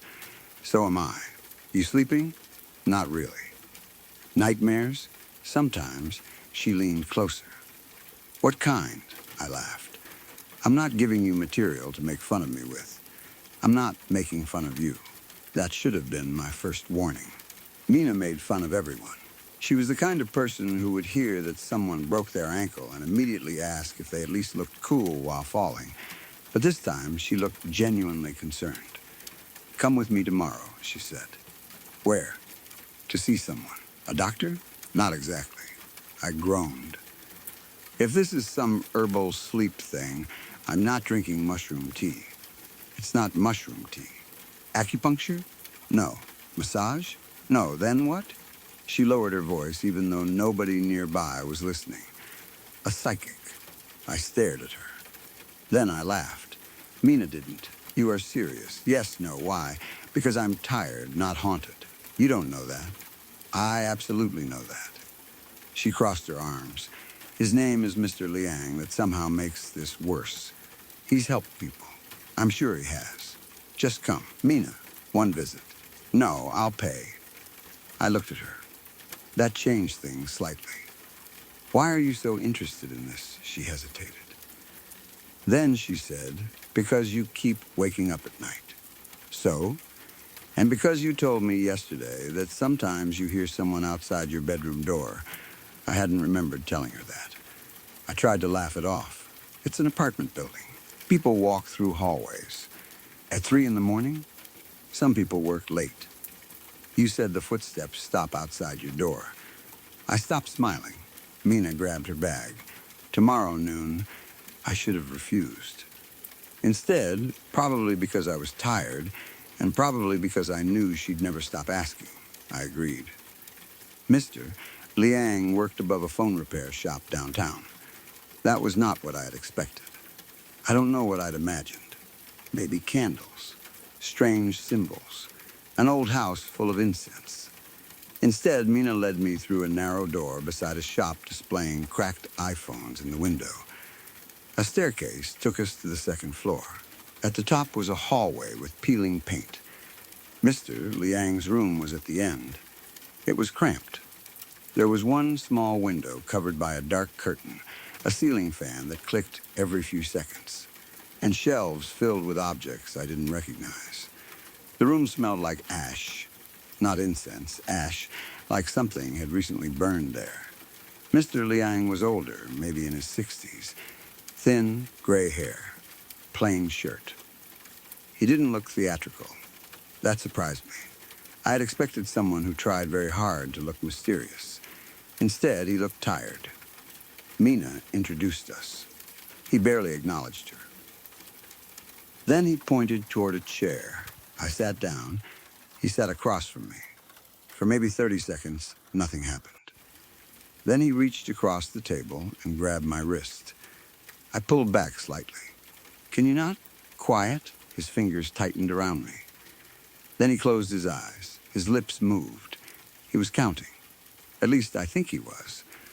I could only hear pieces 6, 7. His expression slowly changed. Not dramatically. That would have been easier to dismiss. He simply stopped looking calm. His fingers loosened. He opened his eyes. Then he asked me a question. Which side of your bed faces the window? I frowned. What? Your bed? Yeah, which side faces the window? I told him. His face changed completely. The color seemed to leave it. Mina noticed too. What? She asked. Miss Liang ignored her. He stared directly at me. What day is today? Saturday, he whispered something under his breath. Then he looked toward the ceiling. When he looked at me again, his voice was different, more urgent. A woman will come for you at midnight on Tuesday. I laughed. It was automatic. Miss Liang didn't. Neither did Mina. Okay, I said. Sure, before 12, he continued. You must hide beneath your bed. My smile faded. What? Stay flat. He held one hand level with the table. Do not move. Do not make any sound. I glanced at Mina. She was staring at him. Why under the bed? Mr. Liang answered immediately. She cannot see what is below. Something about the way he said it made my skin crawl. Not she cannot bend down. Not she will not look. She cannot see what is below. I tried to make a joke. Can I get a charm or something? Maybe some holy water? Mina kicked me in the shin. Ow. Mr. Liang didn't smile. He reached for a receipt on the table. He took a pen. Then he wrote something in large block letters. Tuesday before 12:00, under the bed. He pushed the receipt toward me. Do not forget. I took it mostly because refusing felt awkward. Right, Mr. Liang kept staring at me. You will want to think this is foolish. I already do. That will not matter. I stood. Anything else? He looked at my wrist, then at my face. No, I left. For the rest of Saturday, I joked about it. I told Mina that if a ghost came through my window, I would send Mr. Leong the repair bill. She didn't laugh much. On Sunday, I forgot about the whole thing for several hours. By Monday, the story had already started feeling ridiculous. A woman would come for me at midnight, hide under my bed. It sounded like something from a cheap horror movie. I decided I wasn't going to let some stranger ruin my week. Then Tuesday came. I got home from work, ate dinner, watched television. Everything was normal. By 9:30, I was almost proud of myself for not thinking about Mr. Liang. Then I went to brush my teeth. It was 9:40 p.m. I was standing at the bathroom sink when I noticed a piece of paper beside the faucet. A receipt. I stopped brushing. I looked at it. Tuesday, before 12:00. Under the bed. For several seconds, I simply stared. Then I checked my pocket. Nothing. I walked into the hallway. My jacket was hanging inside the closet. I opened it. My wallet was still zipped inside the inner pocket. I pulled it out. Opened it. The receipt was not there. I went back to the bathroom. It was still sitting beside the sink. My hands started shaking before I consciously decided I was scared. I picked up the receipt. The paper was dry, clean, exactly how I remembered it. I checked the apartment. Front door, locked, windows locked, closet empty, bathroom empty, bedroom empty. I checked beneath the bed. Nothing except dust and an old sock. By 10:30, I had pushed a chair under my bedroom door handle. By 11, I was sitting on my bed with all the lights on. I kept checking the time. 11:30, 11:41, 11:47. I told myself I was being stupid. Then I looked at the receipt. 11:50. My heart was already pounding. 11:55. I stood up. No, I actually said it aloud. This is ridiculous. 11:57. I looked at the space beneath the bed. 11:58. I got down on the floor. I hated myself for doing it. But I did it. I slid under the bed. Dust immediately got into my nose. The wooden frame was only inches above my face. From where I lay, I could see the carpet, the bottom of the bedroom door, part of the wall, and the red glow of the alarm clock. I held my breath. 11:59. The ceiling fan clicked overhead. Click, click, click, 12:00. Something hit the pavement outside my window. Crack, I nearly screamed. It didn't sound like someone dropping something. It sounded wet, heavy, like a watermelon splitting on concrete. Silence, then another sound. Crack, crack, crack. I couldn't understand what I was hearing at first. Then I realized. Bones, joints, something outside was rearranging itself. My body went completely cold. Then I heard my front door open, not unlock. Open, I had locked it. I knew I had locked it. The apartment became silent again. Then tap. Tap, tap, something moved across my living room. Tap, drag, not footsteps. Something hard was striking the floor, something round. It moved slowly, through the living room, toward the hallway, toward my bedroom. Tap, tap, tap. The sound stopped outside the door. I could hear nothing for several seconds. Then the chair moved. It scraped across the floor. My bedroom door slowly swung inward. From beneath the bed, I watched the lower edge move. The room darkened slightly. Tap, something entered. Tap, closer, then it stopped beside the bed. I covered my mouth. My phone buzzed against my chest. I almost screamed. My entire body jerked. For one insane second, I considered ignoring it. Then the phone buzzed again. I carefully tilted it. A message. MR, lying. I opened it. I made a mistake. My stomach tightened. Another message appeared. She didn't hang herself. Another, she jumped. Landed head first. Then, her head is on the ground. You need to be above her. Get high. Now, I stared at the words. The mattress above me slowly sank. Something had climbed onto the bed. One of the wooden slats pressed against my cheek. My phone almost slipped from my hands. Don't move. My first instruction. Stay under the bed. But Mr. Liang had been wrong. She couldn't see below because he'd thought her head would be above me if she'd hanged herself. But she hadn't. Her head was on the floor, exactly where I was. I slowly turned my face toward the edge of the bed.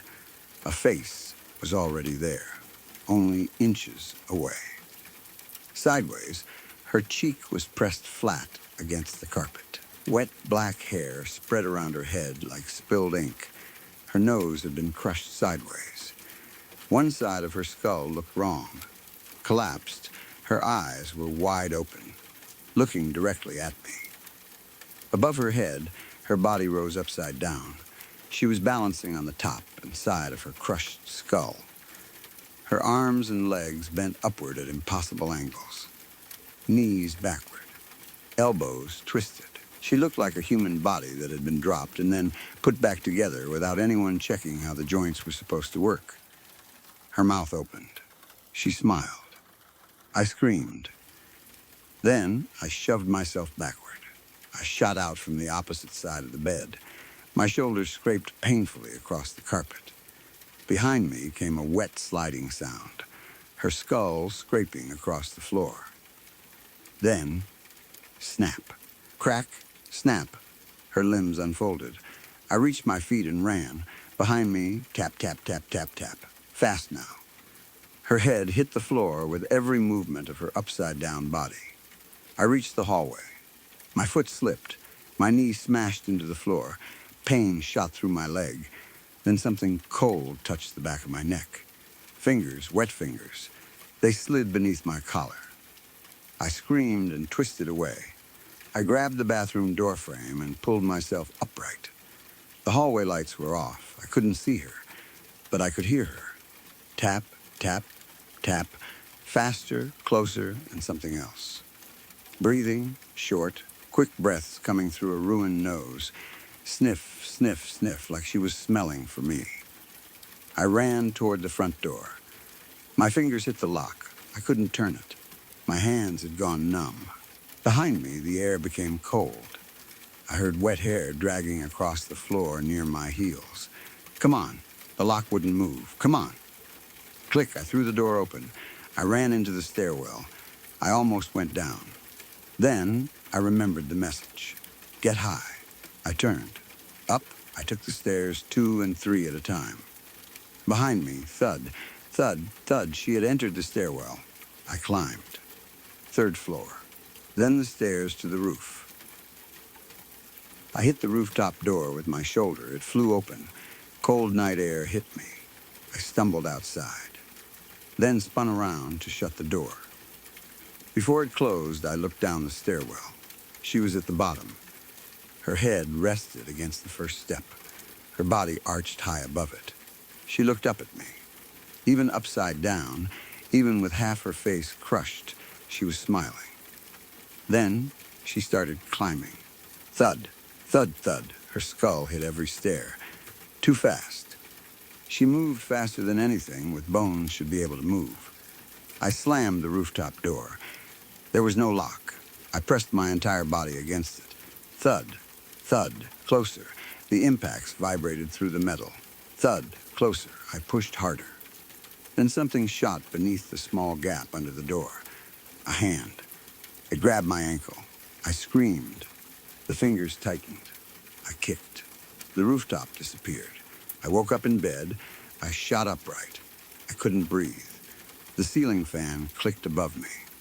Click, click, click. My sheets were soaked with sweat. They were twisted tightly around my legs. For one horrible second, I thought something had pulled them. Then I understood. Dream. It had been a dream. A nightmare. Nothing more. I covered my face with both hands. My heart was beating so hard that my chest hurt. Jesus Christ. I sat there breathing. Slowly, the bedroom became familiar again. My dresser, window, curtains, bedroom door, alarm clock, everything normal. I grabbed my phone. No messages from Mr. Liang, nothing unusual. I checked the clock. 11:51 p.m. Tuesday, I stared at it. Then I laughed. A weak, shaky laugh. I had fallen asleep. That was all. My stupid brain had taken Mr. Liang's warning and turned it into a nightmare. I had dreamed the entire thing before midnight even arrived. The psychic, the receipt, the woman, the stairwell, all of it. I lay back against the pillow. Idiot, the apartment was completely quiet. Only the refrigerator humming faintly from the kitchen. The ceiling fan clicking. I closed my eyes. I told myself I wasn't going under the bed. I was done with that nonsense. Then I heard something, far below. Outside, maybe 3 floors down. Crack, my eyes opened. I didn't move. Silence, then thud. I sat up slowly. Another pause. Thud, not outside anymore. Inside the building. Thud, coming from the stairwell. I grabbed my phone. 11:58. Another thud. Closer, 11:59. My mouth went dry. No thud. Closer. I looked at the bedroom door. The chair wasn't beneath the handle, because that had been part of the dream. I hadn't locked the windows. I hadn't checked the front door. I hadn't done any of it. Thud. I jumped out of bed. My foot hit the carpet. The alarm clock changed. 12:00. The colon between the numbers stopped blinking. I stared.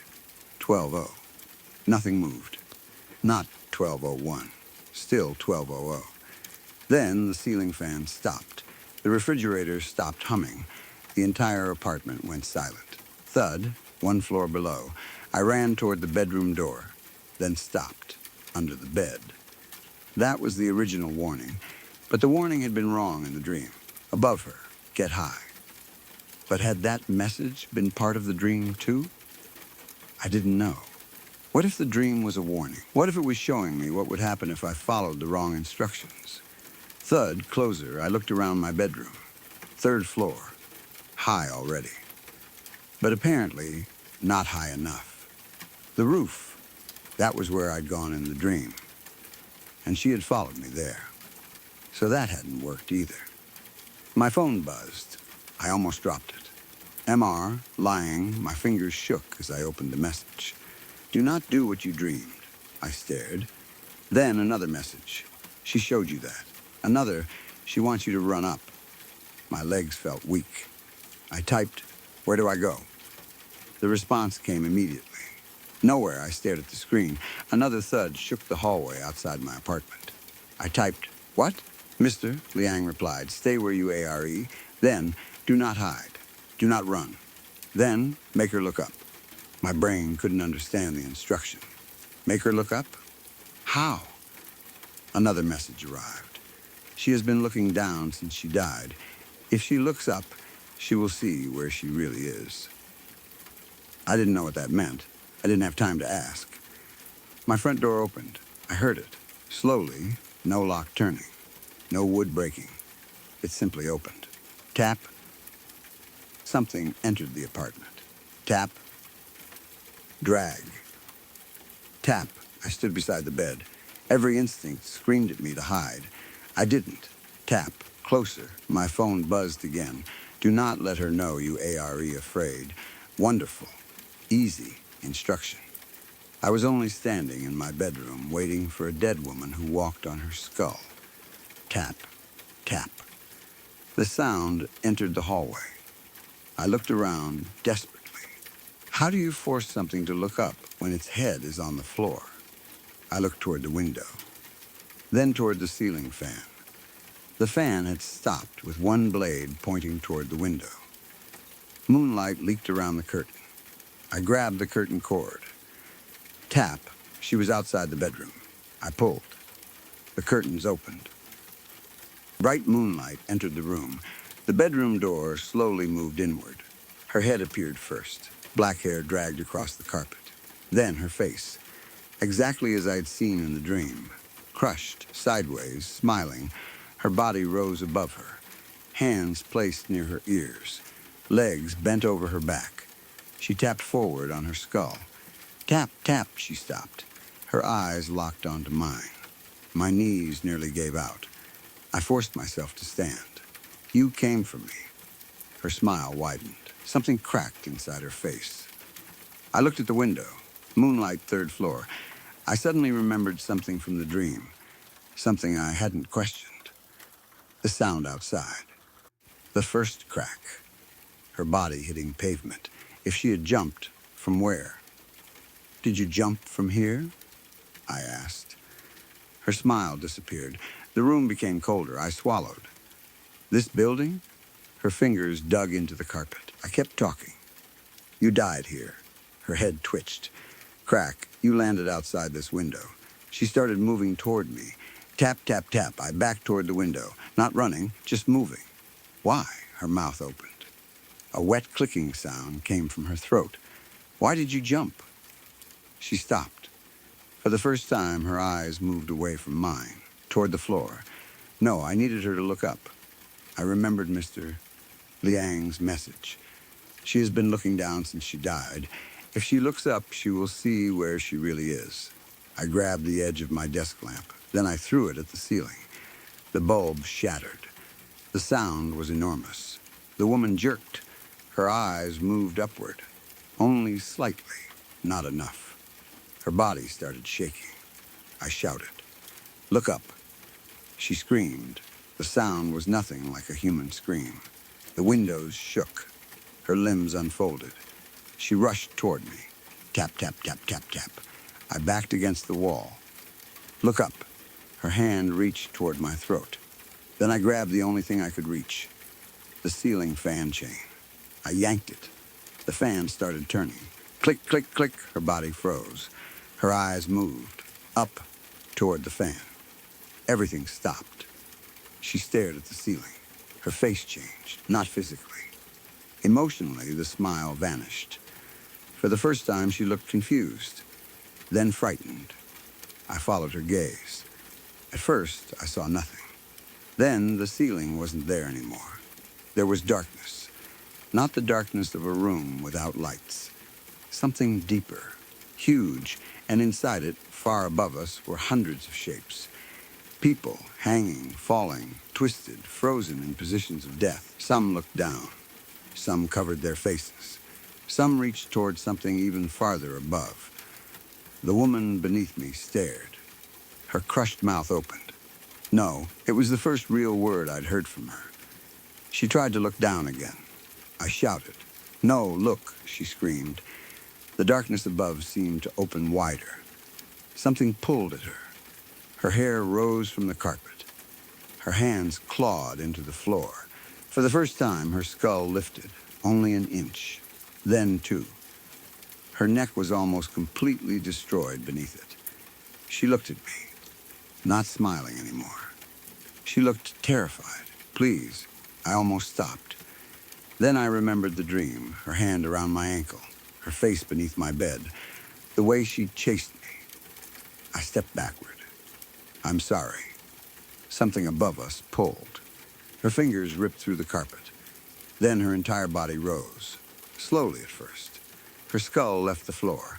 Her limbs unfolded. Her body turned in the air. For one brief second, she looked almost normal. A woman, young, maybe around my age, black hair falling around her shoulders, tears on her face. Then the darkness took her. The ceiling returned. The fan continued spinning. Click, click, click. The apartment became silent. I stood there for what felt like hours. My phone buzzed. "Mr. Liang, is she gone?" I typed, yes. 3 dots appeared. Then, good. I sat on the floor. I couldn't stop shaking. After a minute, I typed, "Who was she?" This time, Mr. Liang took longer to answer. "Finally, the woman who lived in your apartment before you." I stared at the message. Another followed. "She died 3 years ago." Then, the landlord changed the flooring. I looked down. There were fresh scratches in my carpet where her fingers had dug into it. I typed, "Why did she come for ME?" His answer came several minutes later. "She didn't." I frowned. Then another message appeared. Not at first. I waited. "She was trying to show you." I looked toward the window. "Show me what?" I typed the question. His reply, how she died. I felt sick. I typed, she jumped. 3 dots. Then, no. I stared. Another message came. I told you that because I thought it would help you understand her position. My hands went cold. I typed, then what happened? Mr. Liang didn't answer immediately. When he finally did, it was only 3 words. She was pushed. I looked toward my bedroom door, then at the window, then back at my phone. Who pushed her? No answer. I called Mina. She didn't pick up. I called again, nothing. Then my phone buzzed. Not Mr. Liang, Mina, a text. You okay? I typed call ME. She didn't. I tried calling again, straight to voicemail. Then another message came from her. Did he tell you about the woman? I stopped. I typed yes. Mina replied, okay. Something about that answer bothered me. I asked, how did you know? No response. I stood slowly. The apartment felt wrong again.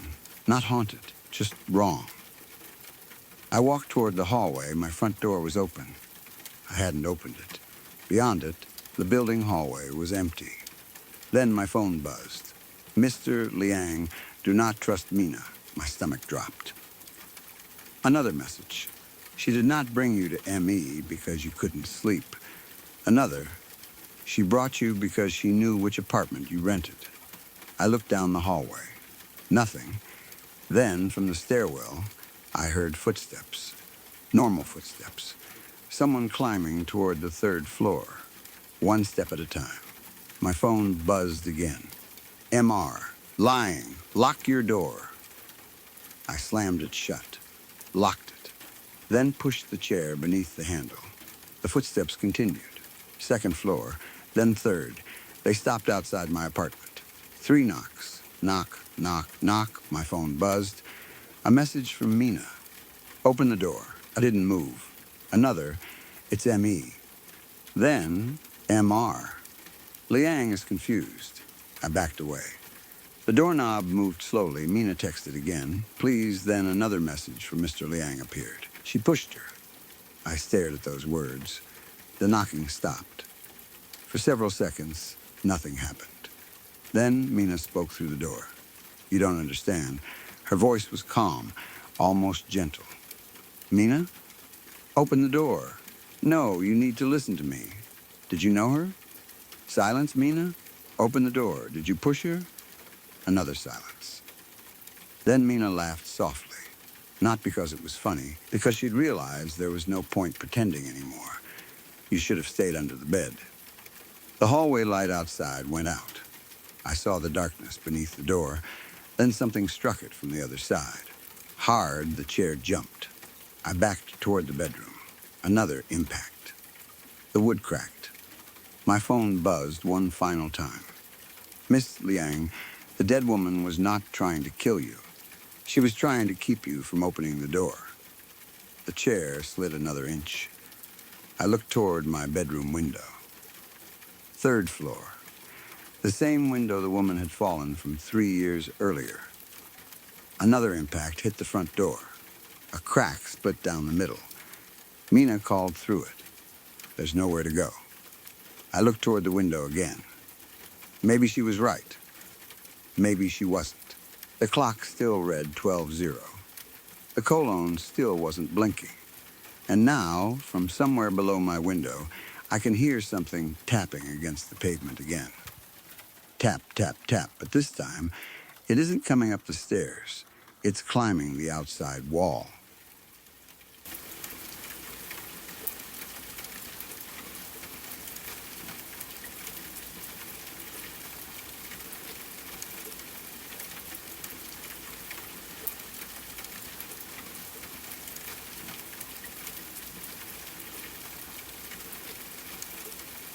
Look, if you're still watching, you already know what this channel is. No jump scares, no fake drama, just real stories about real people who survived things most of us can't even imagine. And that's scarier than any movie could ever be. If you want more of this raw, unfiltered truth, told the way it deserves to be told, subscribe to Lacuna Noir. We're not here to waste your time. We're here to tell the stories that actually matter. Thanks for listening. Now go get some sleep, if you can.